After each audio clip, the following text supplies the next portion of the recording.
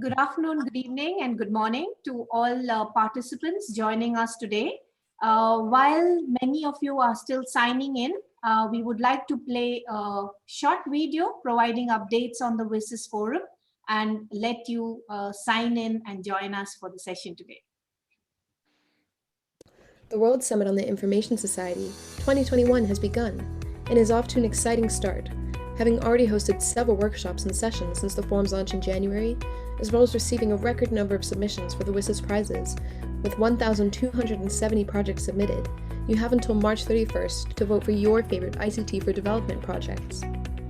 As the forum progresses, we encourage stakeholders to keep an eye out on our interactive agenda for announcements about exciting workshops and our various ICT for development related special tracks, many of which have already been inaugurated successfully, such as the ICTs and Gender Mainstreaming track, the ICTs for Wellbeing and Happiness track, as well as the ICTs and Accessibility for Persons with Disabilities and Specific Needs track. In addition, we are pleased to have opened our high-level track on March 22, 2021, which featured the appointment of the 2021 WSIS Forum Chairman. Policy sessions featured during the high-level track will be moderated by high-level track facilitators, nominated by the WSIS stakeholders during the open consultation process. These sessions will gather over 100 high-ranking officials of the WSIS stakeholder community, with over 35 ministers, deputies, ambassadors, and more than 30 heads of regulatory bodies, private sector, civil society, academia, and the technical community. Many other exciting tracks will open soon, such as the opening of the ICTs and Youth track, the opening of the Cybersecurity track, as well as the Emerging Technologies for Sustainable Development track, all of which you can find more information about on our interactive agenda and website. In addition to these exciting tracks, building on the title of this year's forum, ICTs for Inclusive, Resilient, and Sustainable Societies and Economies, we're hosting a series of related workshops, including our series of bi-weekly workshops where stakeholders from around the world demonstrate how they're using ICTs to fight back against the coronavirus pandemic. The work of our stakeholders will also be displayed on our virtual exhibition space that was inaugurated on March 15, 2021. Various other networking and social events will also be integrated into the forum, with meet and greet opportunities and frequent social media posts and engagements, as well as engagements during internationally recognized UN days and weeks. In addition, registration for the Aging Better with ICTs Hackathon is now open, and the hacking has begun, with more than 650 registrants participating. In addition to this exciting hackathon, we're pleased to announce that the WSIS Forum special track on ICTs and older persons will be initiating a special prize this year, entitled the WSIS Healthy Aging Innovation Prize. Call for submissions are still open, and we encourage you to submit related projects to this exceptional prize. We look forward to your participation, and thank stakeholders for their contribution in shaping this year's WSIS Forum with commitment and ongoing support. We received more than 500 inputs and suggestions from stakeholders worldwide to shape the agenda and program of the WSIS Forum 2021 during virtual discussions and direct official submissions to the open consultation process. We are delighted to see well-balanced contributions in terms of geographical location, gender balance, and stakeholder type, which has shown the positive commitment towards the WSIS process and the strengthening of WSIS implementation activities to achieve the Sustainable Development Goals. We would also like to extend a warm thank you to our partners, without whom this forum would not be possible. Thank you, and we look forward to a successful 2021 WSIS Forum. Thank you very much. We would like to welcome and thank all the participants for joining us today for the workshop entitled E-commerce, Mobile Payment and Internet Finance. So we have a very interesting panel here with us today that will be discussing this topic, and it has been put together by the students of the Geneva Tsinghua University Initiative, who are also working with the WSIS team this year. So my name is Gitanjali Shah. I'm the WSIS coordinator at the ITU, and I will be the moderator for today. We will take question and answers at the end. So please do post your questions through the Q&A or the chat. This session is recorded, and the recording will be available at the sessions page on the website. We are also broadcasting this on Facebook Live. So without any further delay, I'd like to invite my first panelist, Mr. Robert B. Koopman. He's the Chief Economist and Director of Economic Research and the Statistics Division in the World Trade Organization. Welcome, sir. My question to you is, how are digital technologies transforming global commerce and future of trade, especially if you could highlight the COVID situation during COVID-19? Over to you, sir. Thanks, Gitanjali. It's a pleasure to be here. I'm going to share my screen now. Hopefully this will go well.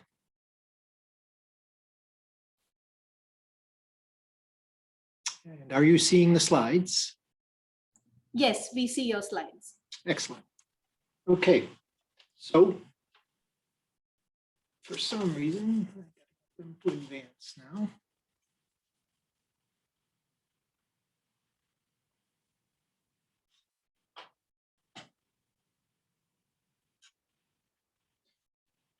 So I'm going to talk a bit about how trade has always been shaped by technology, and how this new digital technology is affecting global trade, but particularly financial services, which relates to things like mobile payments and internet finance.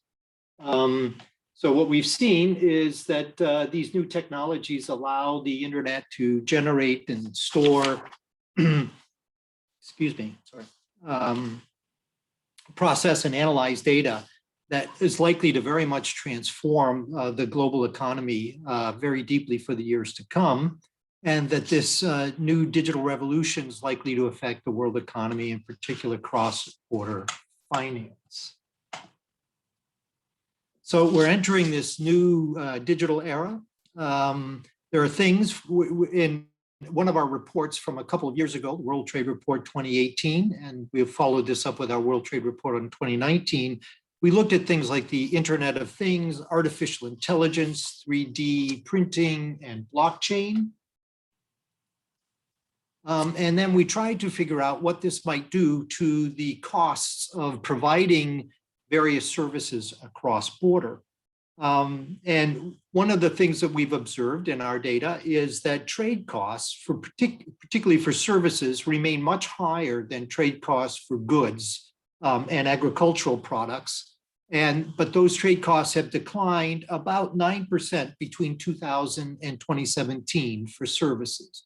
And we think this new technology is going to drive those costs down even further and make them far more tradable along the lines of what we see in goods and agricultural products.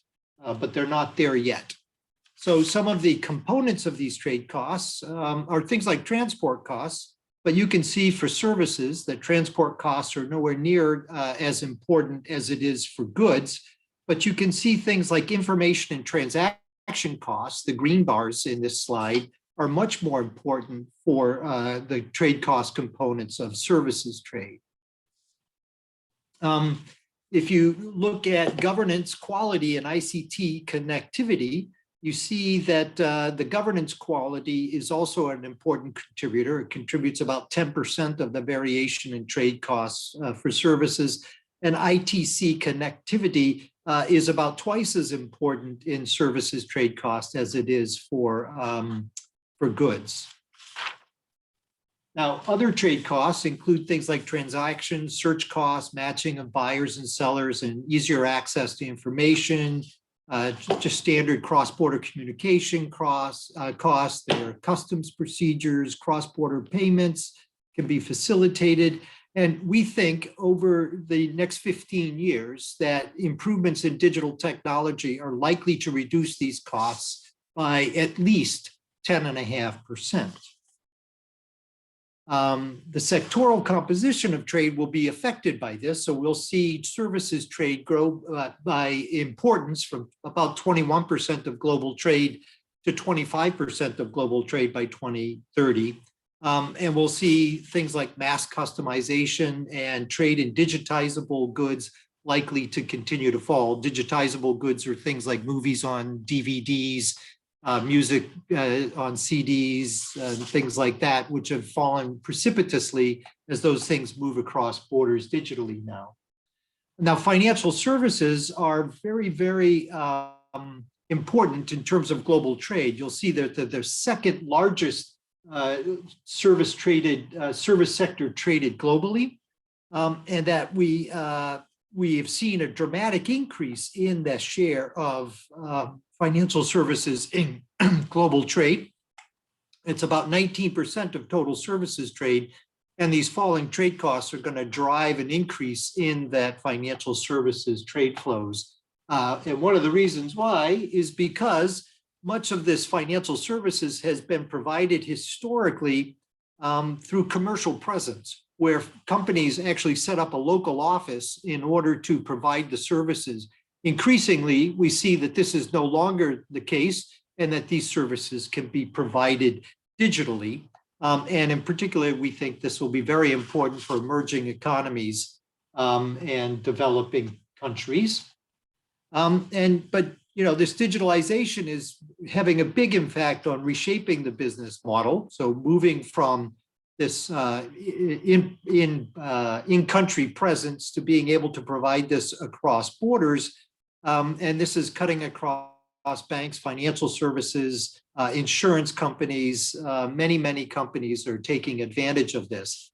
There's a big challenge in terms of keeping up with the regulatory environment, and there is something at the WTO called the e-commerce joint statement initiative, where a number of WTO members are trying to negotiate rules around the cross-border provisions of these kinds of services. And as I said earlier, you can see that there's increasing importance of the cross-border rather than in-country provision of these services.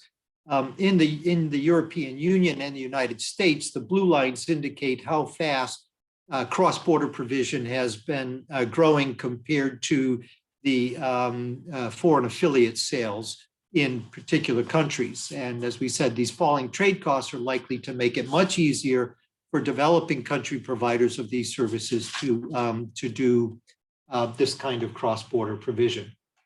Overall, we think that the impact on global value chains from these changing cost patterns is uncertain. It's not clear that they'll necessarily be the kind of specialization many countries think. As we see developing countries get bigger declines in the costs of these service provisions compared to the rich countries, so we expect that gap to close.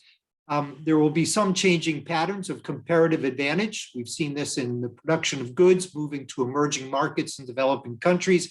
We expect that to happen for things like financial services also.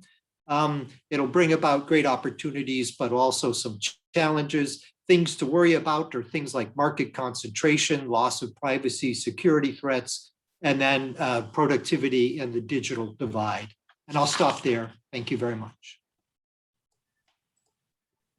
Thank you very much, Mr. Cookman, on highlighting the importance of technology in global trade. E-business is a WSIS action line that we have been working with stakeholders to implement. And the lead facilitators of this action line are UNCTAD, ITC, and UPU. So we've been working with them and all stakeholders to ensure that technology can play this actual important role in global trade and e-commerce, as you have described. So thank you very much, Mr. Koopman. And I would now like to invite our second panelist. We will be taking questions later, so we invite the audience to type in their questions in the Q&A. Next speaker is Mr. Jeonmin Seong. He's a partner at the McKinsey Global Institute. Welcome, Mr. Seong. So my question to you would be, how has the e-commerce landscape changed in China since your research focuses on China and in emerging markets? And how do you think this has changed during COVID? Over to you, Mr. Seong. No, thank you, Chitanjali. So I don't have a fancy PPT deck as Dr. Koopman prepared, so you have to bear with me and my big face on the Zoom screen for the coming 8 to 9 minutes. And let me share my observation and also answer your question using 5 keywords, mostly based on my observation in China, Asia, and other emerging markets. So the first keyword is acceleration. We think that COVID is an accelerator of some of the existing trends, and e-commerce is certainly one of them. So if you look at the penetration of e-commerce last year, it has grown 2 to 5 times faster than pre-COVID period in many countries around the world. And it was not unusual to see, leading e-commerce or digital companies, doubling or tripling their revenue during the peak.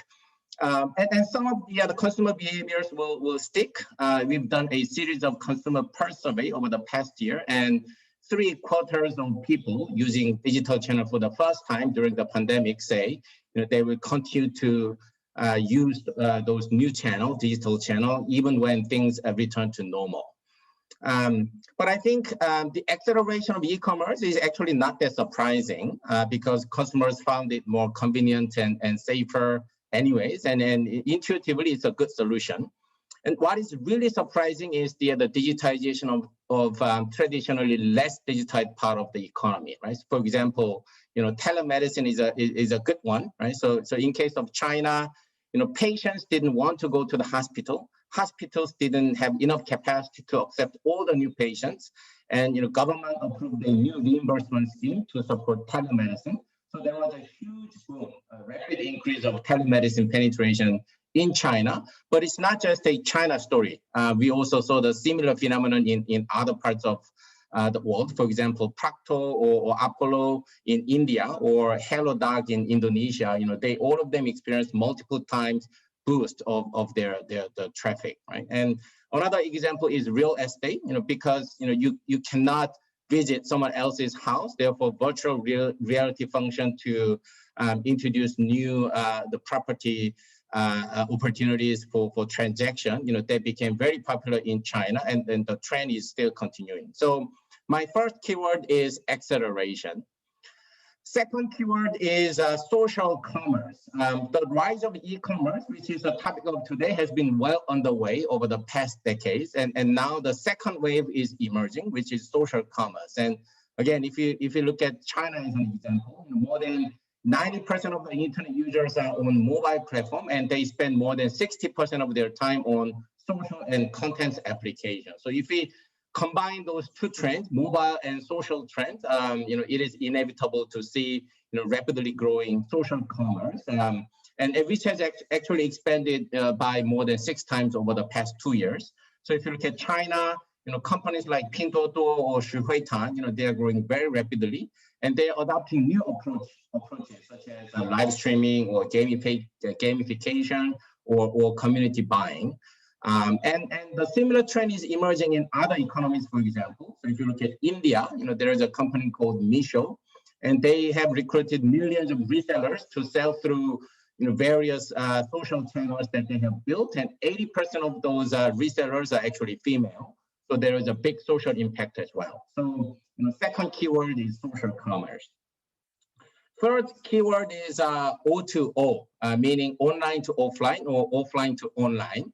So several years ago, there was a very big and famous bet in China between Jack Ma, the founder of Alibaba, and Wang Jianlin, the founder of Wanda, which is a real estate company. And the bet was about whether e-commerce will pass half of the total retail consumption or not. And they bet about 100 million RMB, which is about 16 million USD. So at that time, it was a very hot news, but now it is becoming a meaningless bet because it's very difficult to differentiate online versus offline. And in China, more than 80% of consumers are so-called omni-channel customers, and when they go shop, they shift between on and offline, very, very often, right? And constantly. And also there is a grocery store in China, very famous one with hundreds of offline stores, and more than half of their sales are coming from online channel. And that is because they use their offline channel to fulfill their online business. So they commit to deliver fresh food within 30 minutes if customers are within 3 kilometers radius of the offline store. So online and offline and online, they're increasingly merging together. So the third keyword is O2O. Fourth keyword is the B2B digitization. So the trend that we have been discussing so far is largely consumer facing, and the new wave or the next wave is business to business digitization, especially in emerging market, because the retail landscape in emerging economy is highly fragmented, and there are still lots of mom and pop stores, multiple layers of distributors. So the value chain is very, very inefficient, and many, these mom and pop stores, small store owners, they suffer from lack of capabilities and data and information to drive sales and profit. So therefore, the digital innovators and leaders, they are expanding the scope of digitization to cover the whole value chain, and not just consumer-facing part, but the entire value, the back-end part as well. So, for example, there's a company called Grocery in the Philippines, and they are serving these mom and pop stores, and their business model is basically to offer digital information on inventory, procurement, and also they help connect these small store owners with the large manufacturers, and as a result, they empower these the small stores and mom and pop stores. And in China, you see the similar business model. So Alibaba is offering LST business platform to create similar effect. In India, the Udaan is another big platform that is enabling this B2B business model. So that is the fourth keyword, B2B digitization. Fifth keyword is called super app. So we've seen these big apps or platforms emerging. Usually they start from one specific vertical, and now what we are seeing is the horizontal expansion across different platforms. So for example, Alipay and WeChat in China, they are well-known super app, but Alipay is not a payment platform. WeChat is not a social platform. They are actually lifestyle platform because they keep adding new functionality every year. So basically, you can use this platform to do everything that you need to do during your daily life, whether that is ride hailing or making doctor's appointment or watching entertainment content or paying electricity bill, etc. So that kind of the emergence of super app is becoming increasingly evident in Asia. In other parts of countries as well. For example, Grab and Gojek, they started as a mobility app, but now they are also becoming super app. Jio in India as well. So this means that these technology firms, they are building huge data around the customer's life. So-called having 360 view on consumers, which means that this data can be monetized in a very different way. So these companies can offer personalized products or tailored marketing to enhance cross-selling opportunities, etc. So there is a very big business opportunity out there, but on the other hand, this also creates a lot of concern as well, especially related to data privacy or digital monopoly. So that's something that we as a consumer or the international institution or government need to continue to pay attention to. So those were my quick observations on the evolution of e-commerce landscape in China and other parts of the world. Thank you. Thank you very much, Mr. Seong. It's clear that the e-commerce landscape has been evolving, and as a matter of fact, even expanding and accelerating during COVID-19. On the other hand, we have our other speaker, Mr. Ivo Jenkin, whose organization CGAP has been basically empowering the poor through financial inclusion. And during COVID, we have seen that people have experienced job losses, small businesses are closing down, and very often the poor are the most affected. Mr. Jenkin, could I please invite you to share the experiences of your organization, especially during COVID, on how you're working with the poor, and also on your website, which really fascinated me, was that you're also working on women's financial inclusion to close the gender gap. So if you could also highlight that bit. Over to you, Mr. Ivo.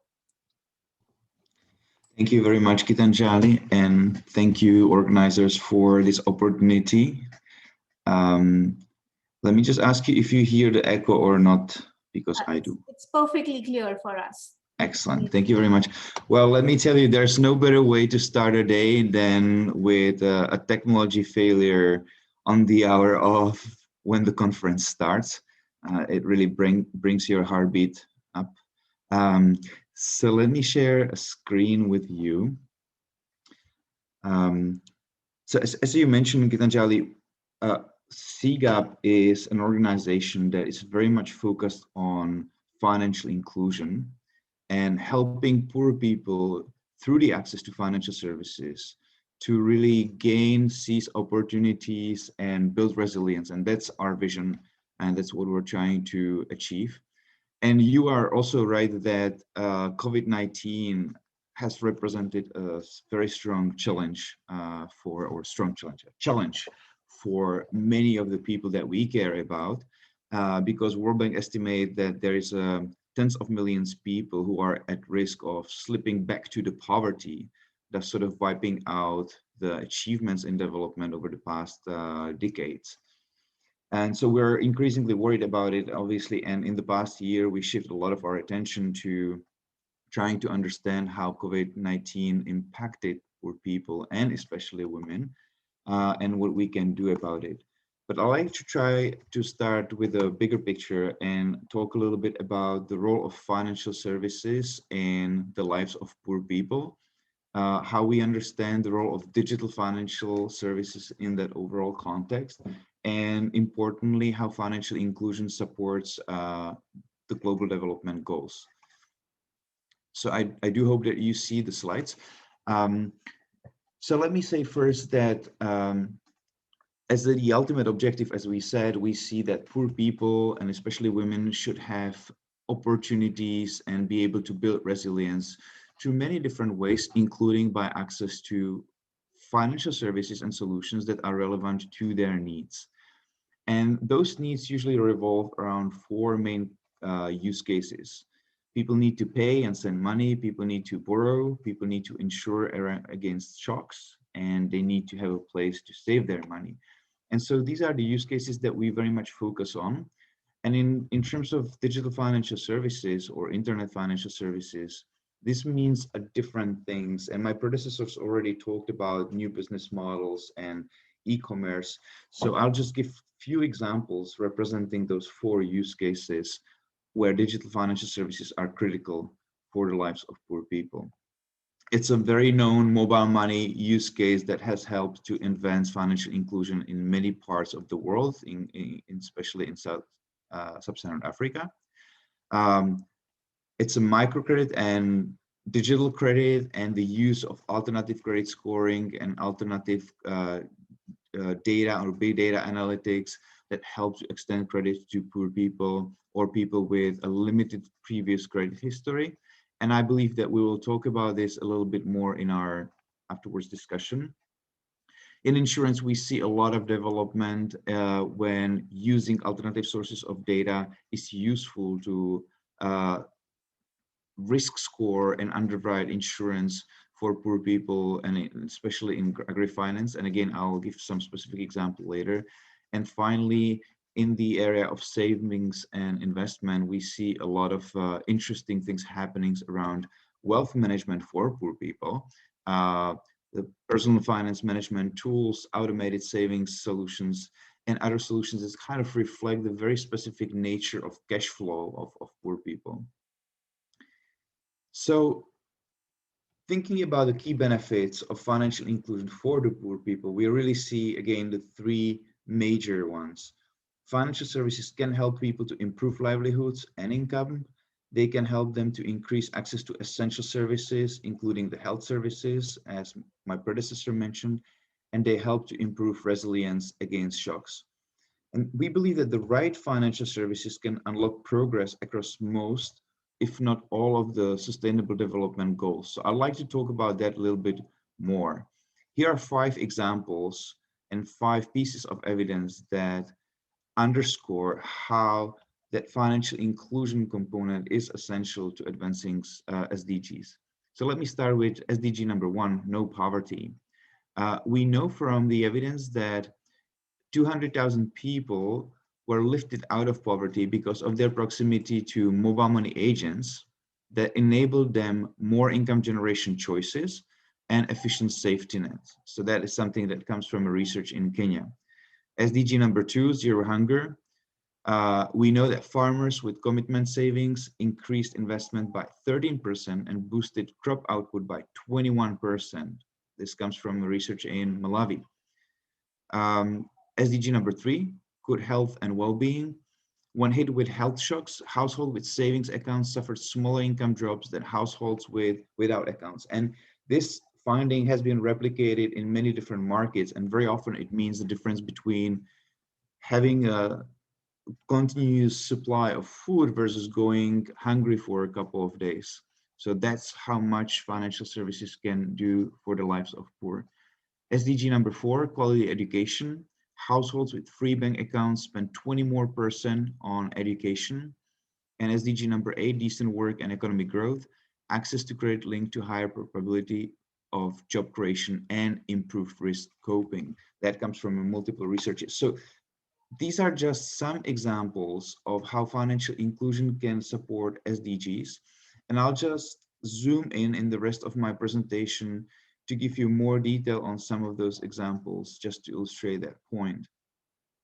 So first, let me start with how financial inclusion can increase income of smallholder farmers by giving them better access to markets. And this really speaks not only to financial inclusion, but to the intersection between financial inclusion and e-commerce, and the point of embedded finance and the super apps and this sort of integration between financial services and the real economy, so to speak, that my predecessors already talked about. Because here's a case from True Trade Africa, which is a social enterprise that uses a cloud-based digital platform that provides smallholder farmers with a more transparent and efficient market for their crops. And the finance is very seamlessly embedded in that solution. And that solution, what it effectively does is that allows farmers to trade in their crops in a more transparent and fair way, seeing what the prices are, understanding what is the commission of the intermediaries involved in the value chain. And just by doing that, the True Trade was able to increase the yield and profits of those farmers by 17%. The other examples is about improving access to essential services. Here we have example from the Ebola epidemic crisis or from Sierra Leone, where by digitization of the payments to the essential frontline workers, there was a savings of $11 million in the transaction cost, but more importantly, 2,000 lives were saved just because there was a secured workforce that was available to work as a frontline workers, because these people were getting their payments on a regular basis in a digital form, as compared to what was previously the practice, delivering payments in cash, which was very unreliable and came with multiple risks, and very often led to strikes of those frontline workers, or simply them dropping out and not providing the services. So a very essential achievement just by digitization payments. And final example is how technology can build resilience. And this really speaks to the point of technology enabling new business models that create customer value. There are multiple examples that I could quote, but I would like to focus on insurance, and specifically the use of big data analytics, satellite data, and Internet of Things data to better estimate credit risk in agri-finance and provide insurance to farmers that was not previously available to them. And that insurance being very often bundled with what we call a smart farming or smart agri tools, which allow people not only to improve their farming practices, but also to insure against shocks such as weather shocks that they were exposed to previously. So I'd like to finish my presentation on this sort of call to action note, because in addition to the previous research that I presented, we also did inquiry about how financial inclusion projects are currently explicitly connected to SDGs. And we found that out of almost 2,000, actually more than 2,000 financial inclusion projects, only less than 500 were explicitly linked to one of those SDGs. And so we think there's a big space for, or big potential for improvement to be more explicit and be more intention about connecting financial inclusion efforts to the SDG efforts. So let me pause here. Thank you, Ivo, and thank you for highlighting such an important point for us, because it really helps people, especially policymakers and people who are not working in the area of financial inclusion, to see the clear linkages between financial inclusion and SDGs.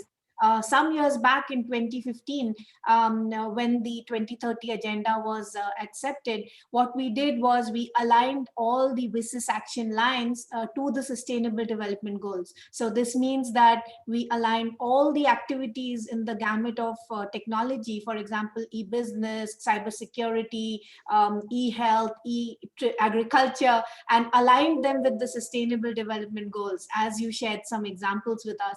And this made it very clear for people who don't work in the area of technology and for policymakers to see that there is a clear linkage between technology and the Sustainable Development Goals. So I think what you highlighted is extremely important for others to understand that there is a linkage, a clear linkage between financial inclusion and the Sustainable Development Goals ultimately. So thank you very much, Ivo. I would now like to move on to Professor Shen Zhang, who is the Associate Professor of the School of Economics at Renmin University of China. Professor Shen, welcome. Basically, your area of research is in fintech research and risk and regulation. I would like to invite you to share some of your experiences and your studies. Over to you, Professor Zhang. Thank you, Professor, and good afternoon, everyone. It's my pleasure to participate in this workshop and introduce something about fintech in China. I will share some of my some cases and my thoughts. As you know, in the past 5 or 8 years, China's fintech has experienced tremendous development. Sorry, let me share my screen. Okay. Yes, again.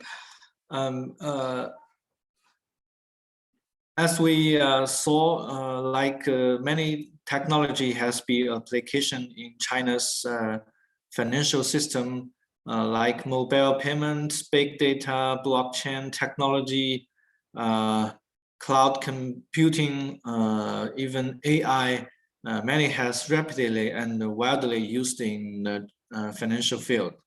I think it has changed China's financial system a lot. However, the application of fintech improving the efficiency of financial system and solving many traditional financial pain points, but also brings risks and uncertainties. I think this requires financial regulation to adapt to the new fintech era. So I want to briefly share some cases from China. The first case is about mobile payments. The popularity of mobile payments in China comes from the contribution of Alibaba. As we know, it is an e-commerce company. At the earliest, Alibaba created Alipay and persuaded commercial banks to allow customers to directly bank their account with Alipay. However, when the expansion of the transaction scale, the bank found that Alipay occupied a large number of payment portals and obtained most of the payment information, which had a huge impact on the business of themselves. Therefore, the banks want to limit its Alipay, and the payment above 500 yuan renminbi, it's a very small amount, would be would not be accepted. So if this restriction continues, then there will be no further development of mobile payment in China, I think. However, the regulatory authority stopped this restriction timely and required commercial banks to cancel the limit, I think, which made China's mobile payments a great success. The second one is about P2P. The second one is about P2P lending. This form of lending depends on the internet. It is said that the internet can help us solve the difficulties of small-size enterprises and personal loans. At that time, Chinese government was encouraging Internet Plus and was worried about the difficulty of loans for small-size enterprises. So the government relaxed the regulation of P2P. But soon, these P2P companies had a large number of bad debts, which turned into like Ponzi scheme of borrowing new debts to repay old debts. Some company even flee China after they taking up the funds, causing huge losses to many investors. Many of the investors are just a middle class who does not have much saving. So at the last, in 2019, the government closed all the P2P companies. The third case is about regulatory technology. As we know, blockchain technology is a foundation of Bitcoin, but China's financial regulatory authority has already used it for regulation.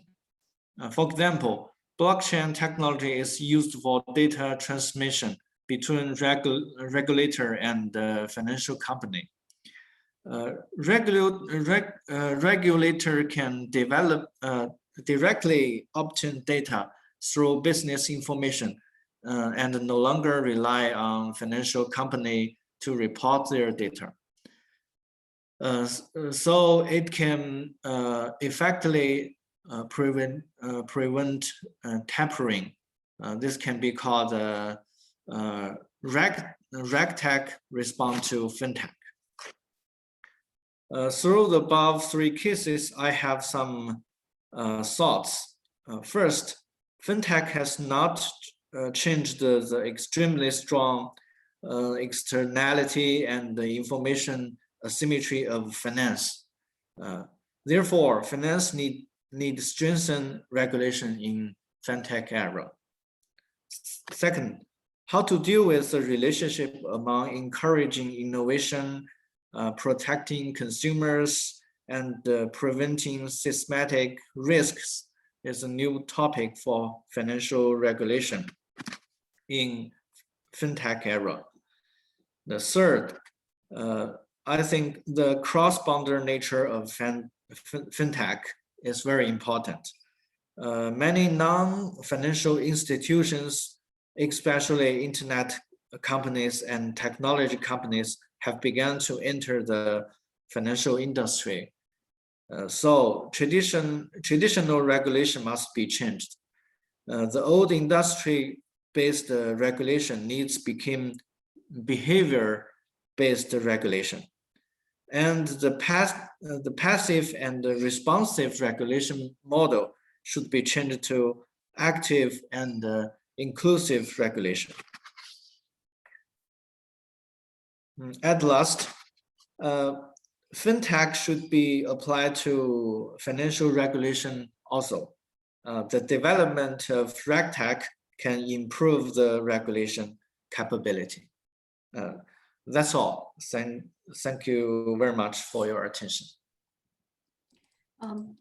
Thank you very much, Professor. And, you also touched upon it being fintech being accessible for all.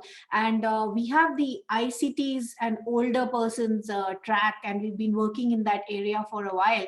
And one of the outcomes has been that, fintech and online business, e-commerce has been quite online banking has been quite a challenge for older persons, and there is definitely a lack of standards in this area as well. So maybe all of you as experts would also like to look at that angle of accessibility in fintech, especially for older persons. So we are the pace is very fast, and we are developing many new things, but we need to make sure that it's all inclusive and accessible. So thank you very much, Professor Zhang. I'd like to move on to our last speaker for the day. It's Mr. Nicholas Frank. Mr. Frank is a lecturer in the School of Politics and International Relations at the Australian National University. And he has also been conducting a lot of research on political economy of international trade, international development, and geoeconomics. Also, Mr. Frank has been working with ITC. ITC is also an action line facilitator for e-business. So I invite you, Mr. Frank, to share some of your research, some of your ideas on the work that you have been doing, also on e-commerce and policy regulation. Please go ahead, Mr. Perfect. Thank you very much. Now hopefully you can all see my screen. Yes, we can. Perfect. Since time is of the essence, I'm going to just run through this as quickly as I can. My current project is focused on unpacking the architecture of global e-commerce governance. So this picks up on points that Professor Koopman and Zhang brought up about the role of regulation, and hopefully we'll be able to touch on how the structure of the e-commerce regime has shifted in the last 20 years, and how this structure could evolve going forward, and then what the impact of this kind of structural change is on system functioning. So within the global governance literature, there are three dominant views when it comes to the structure of the system. The first and oldest view tends to view fragmentation as necessarily a negative. It increases cost for businesses, it can privilege the position of incumbents, and it can kind of bestow structural power on basically rich countries. A more modern view, and one that has its origins in the international legal literature, views governance as either polycentric or monocentric, so either as a system that is characterized by a high degree of centralization, or as a system that has got basically competing hubs of governance. And then the third view of governance, and one that is still relatively niche in my own area, which is political economy, but has its origins, in fact, in the hard sciences, argues that one should view governance systems as either complex systems or complicated systems. So a complex system is analogous to a biological system. So something like a beehive, for example. While a complicated system is more analogous to a mechanical system that operates according to nice, stable, linear parameters, doesn't possess feedback loops, doesn't possess higher order dependencies the same way that a complex system does. So a complex system, if you vary X, you'll get some kind of outcome in Y that may be unpredictable.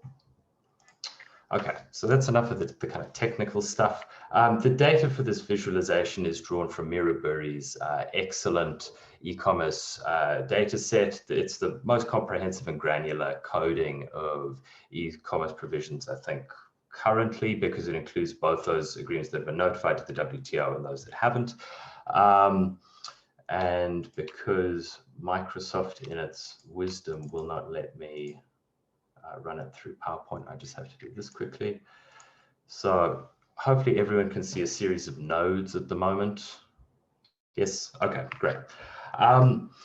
So this visualization is based on Buri's data set, and the dots or nodes in network speak are countries, And the size of the dot is a function of the number of connections that every actor in the network has. The color of the node is related to the income level of the country in question. So for example, New Zealand, coded black for high income. We've got Nigeria, low middle income, coded red. Uganda, low income, coded green, and then blue for upper middle income economies. So what we can see is over time, the system has become, well, when it started out, it was fairly fragmented, fairly polycentric. The system has become less fragmented over time, and in fact, more polycentric. And let me just speed this up in the interest of time. And what you can see is that this trend towards defragmentation and polycentrism has accelerated, especially with the signing of regional trade agreements that have really helped to reduce the structural distance between actors. And again, we can see that this network has a clear polycentric structure. This is the European Union, and we've got Australia, New Zealand, Singapore, we've got the US over here. The position of the US would be enhanced if it had stayed in the TPP, but as it withdrew from the TPP, arguably that reduced its structural position. And looking forward, I included those agreements that are on the policy horizon, including the phase 3 negotiations of the ACFTA, the African Continental Free Trade Agreement, as well as the next generation of EU trade agreements. So these include negotiations with countries like Australia, New Zealand, and Tunisia, as well as potentially the US rejoining TPP or Britain joining RCEP.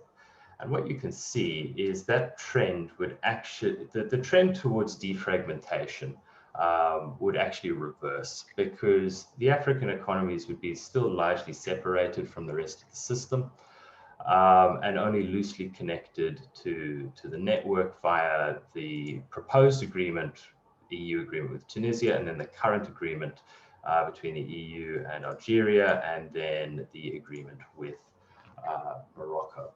Now, just in terms of the color coding of what in network terms are called the edges or the links or the ties, these are the actual trade agreements themselves. So I coded these in two different ways. One was based on the number of words in either the e-commerce chapter or the number of words relating to the digital economy in general, as well as based on a coding of the types of provisions included, and that in fact there wasn't too much variation between those two different types of coding. So the black lines relate to deep agreements with deep or deeper e-commerce provisions. And what you can see is that most of the agreements are in fact located in Asia Pacific. The EU's got a couple, the US has a couple, but the kind of center of gravity is in Asia Pacific. Now, let me just leave that there. I'm not going to go through the actual statistics, but you'll just have to take my word for it that the system has become less fragmented over time from a structural perspective via the spaghetti bowl of PTAs. It has become more polycentric over time, though, so they are in fact competing hubs of, well, we don't know if they're competing, but they're hubs of governance. And finally, the system is complex rather than merely complicated. So it is a system that is characterized by higher order dependencies. So this has some implications for policy, I think. Without getting into the properties of a complex system too specifically, complex systems tend to be characterized by what is called a power law. And a power law is a law in which, or refers to a distribution in which you've got a limited number of nodes that account for the bulk of ties within the network. And this type of network is very robust to a random node failure. So if you took any country out of the system wouldn't fall apart. But if you took out a specific country, i.e. one of the core countries, one of the hub countries, this then has the potential to in fact splinter the network and to increase the structural distance between actors.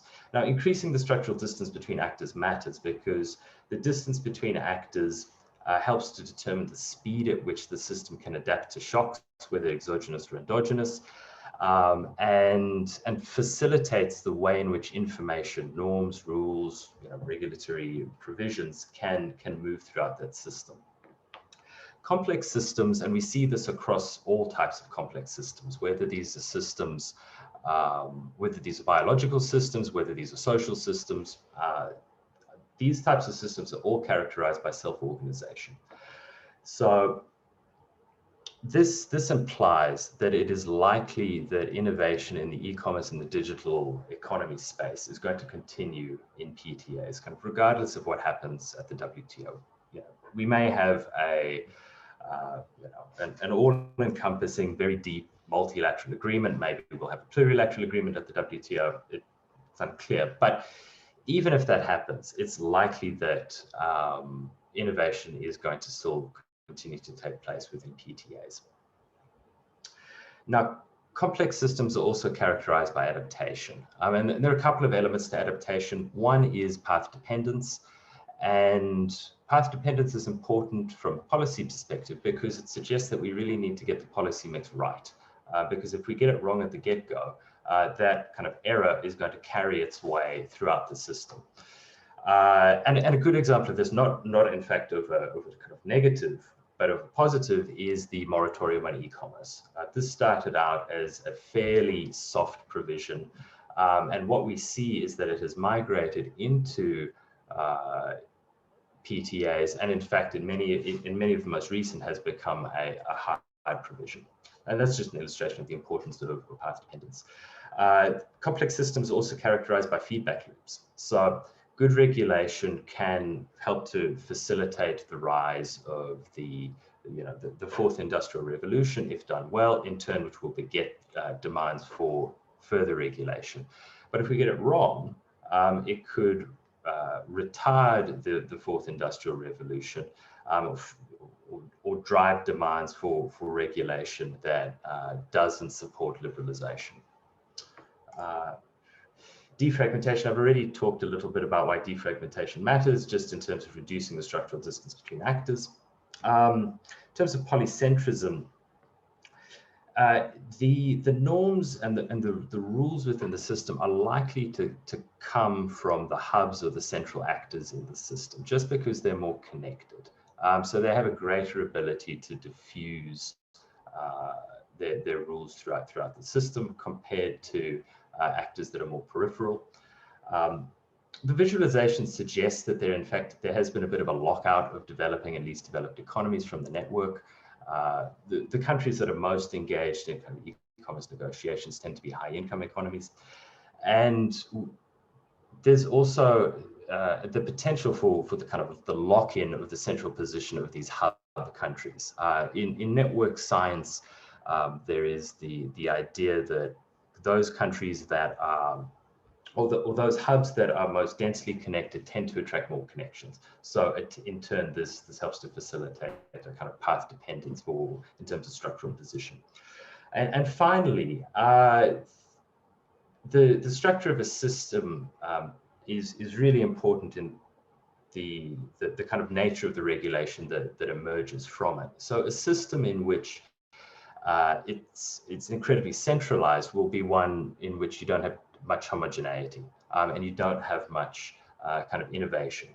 While a system that's got a degree of kind of polycentrism, you've got competing hubs of governance, is a system in which you tend to have more regulatory innovation. And at the same time, you don't want a system that's too fragmented, because in a system that's too fragmented, it's much harder for regulatory norms and rules to, in fact, diffuse throughout that network. And finally, in terms of cooperation, so it's likely that those kind of core central countries that are already connected are going to continue to cooperate. So Singapore and the United States already have an agreement. Australia and the United States have an agreement. Australia and Singapore have an agreement. So it's likely that these countries will cooperate. The US and the European Union do not, which doesn't bode well for cooperation. And at the same time, China and the US do not have an agreement. And this is what makes the agreement between the European Union and Australia, both of which are hub countries, particularly interesting. And I think I'll leave it there because I'm probably over time. Thank you very much, Nicholas, for sharing all your interesting research with us. It's already 1, but we have some questions. So if all the panelists permit, we can quickly take at least 1 question each. Mr. Koopman had to leave from WTO, but he had responded to the question he had received. I'll just read it out. So the question was, does COVID strengthen the role of digital technologies in world economy, and how? So he responded saying, yes, absolutely, good question. The health policy responses limiting proximity related services have caused a faster and larger shift to online provision of services. Businesses and households have been very innovative in adapting to the current circumstances, as have governments as they learn what works. So thank you very much, Mr. Koopman. Very quickly, we'll move on to Mr. Jenkin. He has received a question from Tang, who says, one of the main obstacles of financial inclusion is that the poor have relatively low credit and are usually difficult to and find it usually difficult to repay the debt. What is the advantage of digital finance compared to traditional finance in solving this issue? Over to you, Jenkin. Thank you very much, Professor. And it's a really great question. And coincidentally, I'm co-leading a research that's looking into how data and digital data in particular can help and contribute to advancing financial inclusion. And it's a lot about credit. So I would say that there is a good news that digital financial services and digital technology comes with a lot of benefits that may lead to extended access to credit. And I'll give some examples of how it's happening. We don't really have time to unwind that complex question, because it's absolutely right that there are important gaps in access to credit, not only from among the poor people, but also very significantly from among micro enterprises and small and medium enterprises. But that would be probably for another conference. So there are different ways how providers go about it, and I'll go very quickly through this. Generally, the logic is to use different methods to extract information about customer ability and willingness to repay in the absence of previous credit history, or in the absence of access to credit bureaus or similar mechanisms that we see in more developed markets.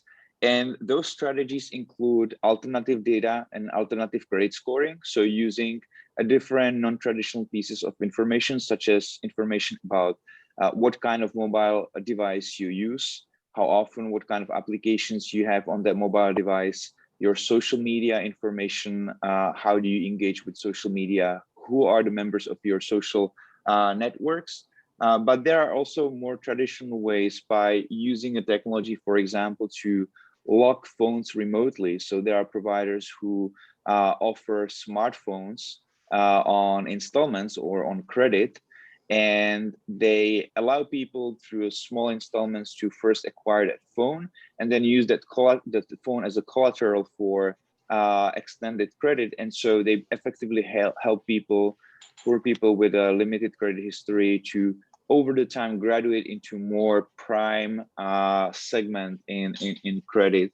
And there are also ways how providers combine financial advice with provision of credit. So first trying to understand who the customers are, how they transact, what they do, how they make livelihoods, provide some advice on how they can improve savings, for example, how they can consolidate debt, what kind of insurance they can get access. And through this increasing knowledge, then being able to underwrite the credit and extend credit to them. So I think we see a lot. In fact, in our provider scan, we found most of the innovative solutions in digital finance using data in a creative and new ways concentrates around digital credit. And that's probably not surprising, because that's where the information asymmetry really is. And that's also in many markets where the most interesting profit margins exist. So let me just stop there, but it's a big topic that is worth a bigger discussion. Thank you very much. Ivo, a question for Mr. Seong from San Zhang. And you have answered this when you spoke, Mr. Seong, but maybe you can address the second part of the question. He's saying that what impact does COVID-19 have on the e-commerce landscape? Has it changed in China? So over to you. Yeah, so the first change is, again, acceleration, right? So China, the e-commerce penetration has been very fast and very high. But then last year, it actually penetrated 1.6 times faster than the historical trajectory. And same situation in other emerging economies, such as India. In case of India, it was 2 times, right? So therefore, it will continue to get accelerated. And then, second change is the introduction of new experimentation. There has been lots and lots of new experimentation. For example, live streaming, right, or community buying, gamification. They are becoming new norms, right? So therefore, post-COVID, there will continue to be a lot of experimentation, and as a result, continuation. Third trend could be cross-border commerce, right? So despite COVID, the middle class will continue to rise, and they will demand something more and better, therefore increasing demand on the other products and services from other parts of the world. So cross-border e-commerce has been growing at double-digit. Some of the countries like Malaysia, they are setting up digital free trade zone to enable this, right? So that's another opportunity that we can pay attention to. Thank you very much, Mr. Seong. We have a question for Professor Zhang. Then, of course, it's similar. How does COVID influence financial risk and regulations in China? Over to you, Mr. Zhang.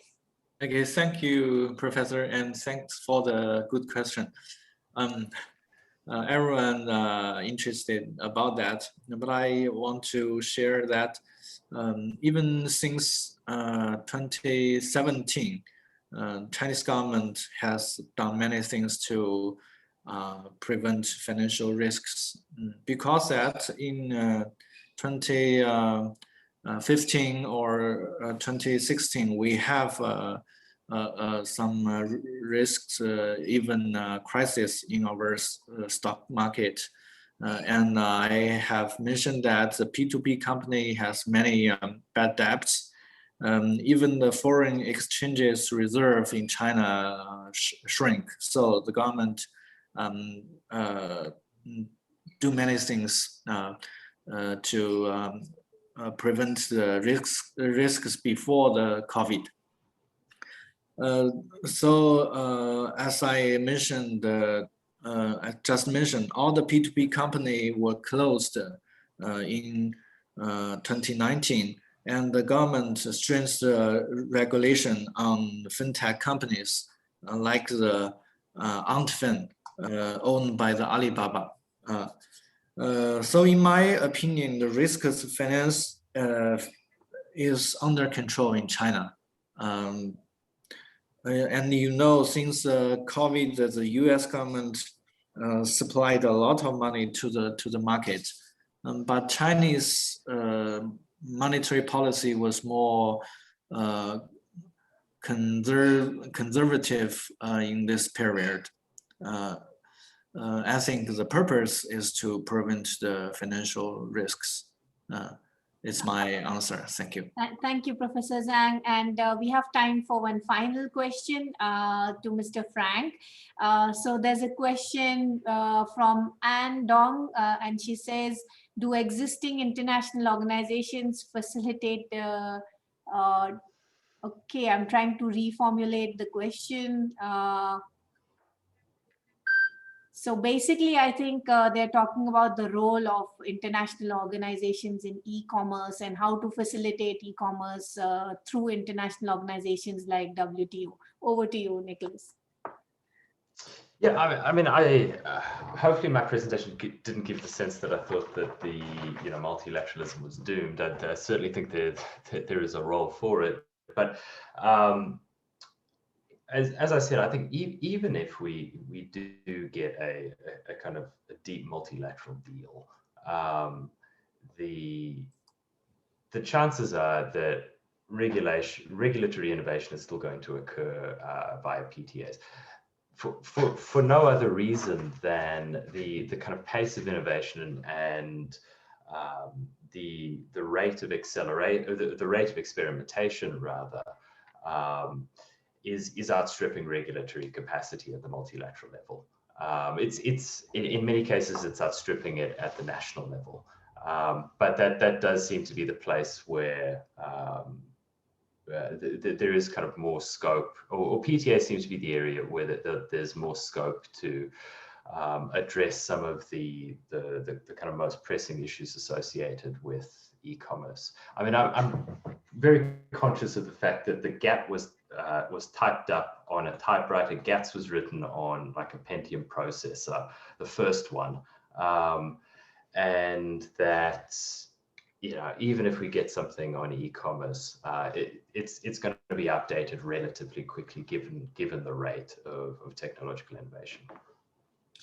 Thank you, Nicholas. It's been a very interesting panel. We are already over 10 minutes.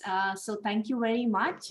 We learned a lot today from each other. We had over 60 participants who joined us, and many followed us through Facebook Live. So thank you very much, and hope to see you all again very soon.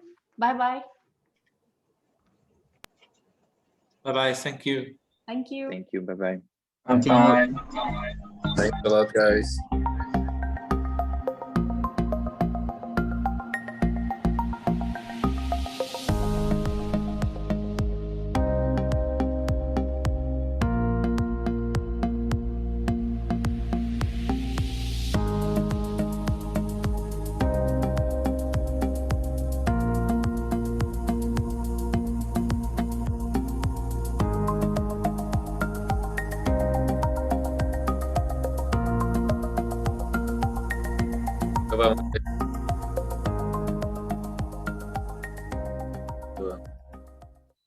Bye-bye.